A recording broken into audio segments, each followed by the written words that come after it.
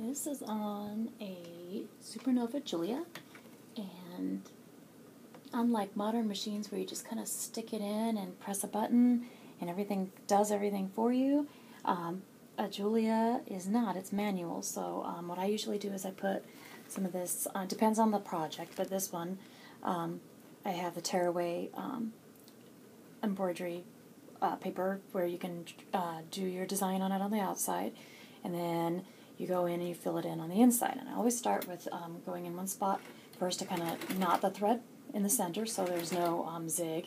And on the Julia, you have to adjust the zig. So you have to adjust this over here to a satin stitch. You have to go all the way down to the little red dot on the dial.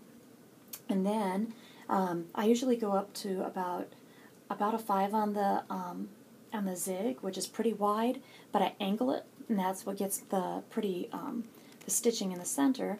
And what I'm going to do is I usually go and I take the outside of whatever the object is. In this case, we're making leaves, so I go on the outside first, and then as I'm going, you have to go at pretty high speed in order to with the pedal in order to get the stitches tight and close.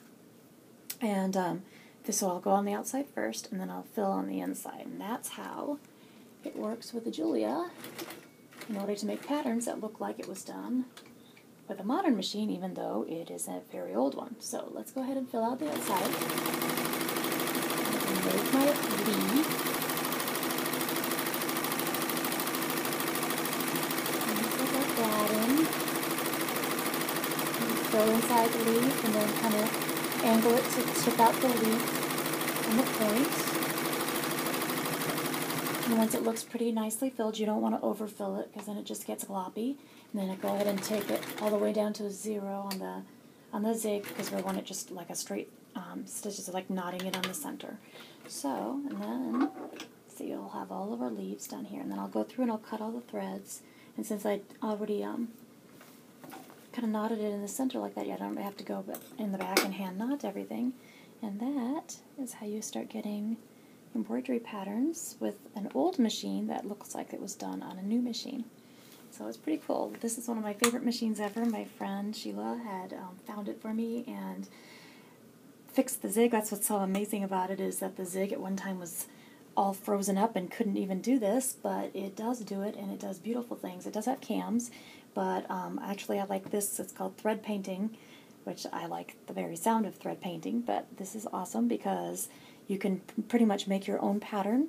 It could be free form, or you can do it like this, like I'm wanting specific sections to have the measurement right. So it's been graphed out, and then you just fill it in, just like you're coloring. So you color on the outside to make your pattern, and then you go on the inside to fill it in with thread. It's awesome. I love it.